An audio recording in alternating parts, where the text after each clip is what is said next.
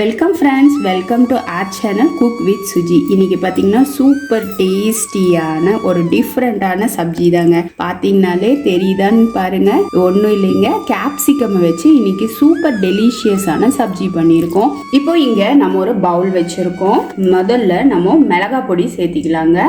அடுத்ததா இதில் மல்லிப்பொடி, கூடவே மஞ்சள் பொடி, அடுத்ததா நம்ம இதோட கரம் மசாலா தூள் சேர்த்திடலாம். இப்போ இதில் ஒரு 1/4 கப் அளவுக்கு மட்டும் தண்ணி சேர்த்தி இந்த மசாலா பொடியெல்லாம் நல்லா கலந்து விட்டுறலாம். ஒரு 1/4 கப் அளவுக்கு மட்டும் தண்ணி சேர்த்தி நல்லா கலந்து விட்டுறலாங்க. இப்போ இதை எடுத்து வச்சிடலாம். இப்போ இங்க நம்ம ஒரு பேன் வச்சிருக்கோங்க. பேன் சூடானதும் ஒரு 10-15 வேர்க்கடலை இதோட சேர்த்திடலாம். அடுத்ததா 1 டீஸ்பூன் அளவுக்கு வெள்ளை எள்ளு, கூடவே ஒரே ஒரு சில் அளவுக்கு மட்டும் கொப்பரை தேங்காய் எடுத்திருக்கோம். இது இதோட சேர்த்திடலாம். அடுத்ததா நம்ம இதோட ஒரு 4-5 பல் பூண்டு சேர்த்தி இப்போ இது எல்லாத்தையுமே ட்ரை ரோஸ்ட் பண்ண போறோம். இப்போ இந்த எள்ளெல்லாம் பார்த்தீங்கன்னா நல்லா பொரிய ஆரம்பிச்சிருச்சு. இப்போ நம்ம ஃப்ளேமை ஆஃப் பண்ணிடலாங்க.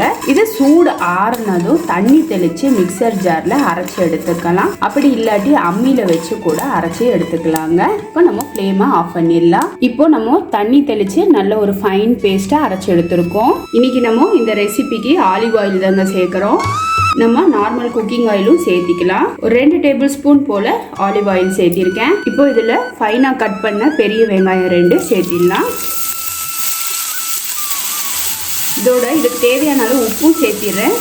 இப்போ இந்த வெங்காயத்தை நல்லா சாஃப்ட் ஆகிற வரைக்கும் வதக்கி கொடுத்துக்கலாங்க. இந்த கேப்சிகம் சப்ஜி பார்த்திங்கன்னா நம்ம இட்லி, தோசை, சப்பாத்தியோட, சாதத்தோட கூட வச்சு சாப்பிட்லாம். ரொம்பவே சூப்பராக இருக்கும். வெங்காயம் ரொம்ப முருகணும்னு அவசியம் கிடையாது. நமக்கு சாஃப்ட் ஆகிற வரைக்கும் வதக்கி கொடுத்தா போதும். வெங்காயம் பார்த்திங்கன்னா நல்லா இந்த அளவுக்கு சாஃப்டாக குக் ஆகிருக்கு. இது போல் உப்பு சேர்க்கும் போது நமக்கு சீக்கிரமாகவே குக் ஆகிடும் பொதுவாக வெங்காயம் பார்த்திங்கன்னா. இப்போது கலந்து வச்சுருக்க இந்த மிளகாய் மல்லி பேஸ்ட் இருக்குது இல்லைங்களா, அதை இந்த வெங்காயத்தோடு சேர்த்திடலாம். முதல்ல இந்த மசாலா பொடியோட பச்சை மணம் போகிற வரைக்கும் இந்த வெங்காயத்தோடவே சேர்த்தி 2-3 நிமிஷம் வரைக்கும் வதக்கி கொடுங்க. இந்த எண்ணெயெல்லாம் நல்லா பிரிஞ்சு வரட்டும். நம்ம மசாலா பொடி கருத்து போகக்கூடாதுங்கிறதுக்காக தான் தண்ணியில் கலந்து வச்சுருக்கோம். சேம் டைம் பொடி பார்த்திங்கன்னா தண்ணியில் இது போல் கலந்து வைக்கும்போது அது நல்லா ஊறிடும், நல்ல ஒரு பேஸ்ட் ஃபார்முக்கு வந்துடும். இப்போது மசாலாவும் வெங்காயமும் பார்த்திங்கன்னா நல்ல எண்ணெயில் சுருண்டு வந்திருக்கு. இந்த ஸ்டேஜில் தக்காளி பழத்தை சேர்த்திடலாங்க. நம்ம நல்லா ஃபைனாக கட் பண்ணி வச்சுருக்க 3 தக்காளி இதில் வச்சுருக்கோம். இப்போ இதையும் நல்லா கலந்து விட்டுட்டு நல்லா சாஃப்ட் ஆகிற வரைக்கும் இது குக் ஆகட்டும்.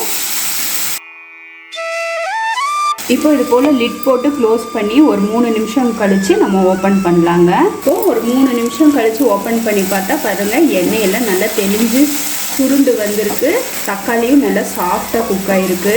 இப்போ இதில் ஒரு 1/2 கப் அளவுக்கு தண்ணி சேர்த்திடலாங்க. நல்லா கலந்து விட்டுட்டு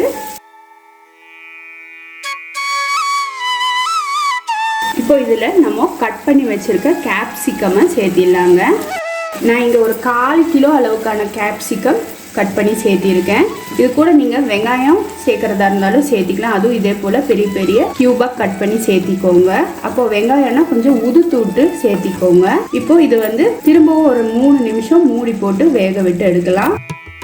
இப்போ ஒரு 3 நிமிஷம் கழித்து ஓப்பன் பண்ணலாங்க. இப்போ ஒரு 3 நிமிஷம் கழித்து ஓப்பன் பண்ணலாம். இப்போது எண்ணெயெல்லாம் நல்லா தெளிஞ்சு நல்லா சுருண்டு வந்திருக்கு, பார்த்தீங்கன்னாலே தெரியும். கேப்சிகம் பார்த்தீங்கன்னா ஒரு பாதி வேக்காடு தான் வெந்திருக்கு. இப்போது அரைச்சி வச்சுருக்க இந்த பேஸ்ட்டை சேர்த்திடலாங்க. சேர்த்தி நல்லா ஒரு தடவை கலந்து விட்டுடலாம். இதில் நம்ம கொப்பரை தேங்காய் சேர்த்திருக்கோம். கொப்பரை தேங்காய்க்கு பதிலாக நார்மல் தேங்காய் சேர்க்குறதா இருந்தால் கொஞ்சம் வெயிலில் வச்சுட்டு அது போல் சேருங்க. இல்லாட்டி தேங்காவை கொஞ்சம் நல்லா வறுத்துக்கோங்க. இதில் நம்ம வெங்காயம் வதக்கும் போதே உப்பு சேர்த்திருக்கோம். எனக்கு கரெக்டாக இருக்குது. சப்போஸ் உங்களுக்கு இந்த ஸ்டேஜில் உப்பு கம்மியாக இருந்தது அப்படின்னா உப்பு சேர்த்திக்கோங்க. இப்போது திரும்பவும் லிட் போட்டு க்ளோஸ் பண்ணி ஒரு 3 நிமிஷம் வேகட்டும். இப்போது 3 நிமிஷம் கழித்து ஓப்பன் பண்ணி பார்த்தா இங்கே பாருங்கள், எண்ணெயெல்லாம் நல்லா தெளிஞ்சு சுருண்டு வந்திருக்கு.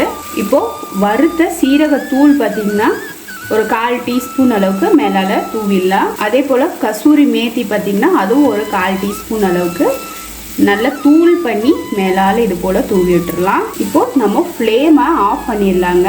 ஒரு சின்ன எலுமிச்சை பழம், ஒரு 1/4 பீஸ் அளவுக்கு எலுமிச்சை பழம் எடுத்து லைட்டாக பிழிஞ்சு விட்டுடலாம். சப்போஸ் நீங்கள் நாட்டு தக்காளியை சேர்க்கறதா இருந்தால் இந்த எலுமிச்சை பழத்தை ஸ்கிப் பண்ணிக்கோங்க. கடைசியாக கொத்தமல்லி தலையும் தூவி விட்டுடலாங்க. பார்த்திங்கன்னா சூப்பர் டேஸ்டியான கேப்சிகம் கிரேவி ரெடி ஆயிடுச்சு. பார்த்தீங்கன்னா நான் இன்னைக்கு சப்பாத்திக்காக மேக் பண்ணனால இந்த அளவுக்கு கொஞ்சம் கெட்டியாக செய்திருக்கேன். உங்களுக்கு தளர்த்தியாக வேணும்னா கொஞ்சம் கூட தண்ணி சேர்த்திக்கலாங்க. இந்த கிரேவி பார்த்தீங்கன்னா பொதுவாக சப்பாத்தி கூட, ஃபுல்கா கூட, ஈவன் ரைஸ் கூட வச்சு சாப்பிடலாம். ரொம்பவே டேஸ்டியாக இருக்கும் இந்த கேப்சிகம் சப்ஜின்னு சொன்னாலும் சரி, கிரேவின்னு சொன்னாலும் சரிங்க.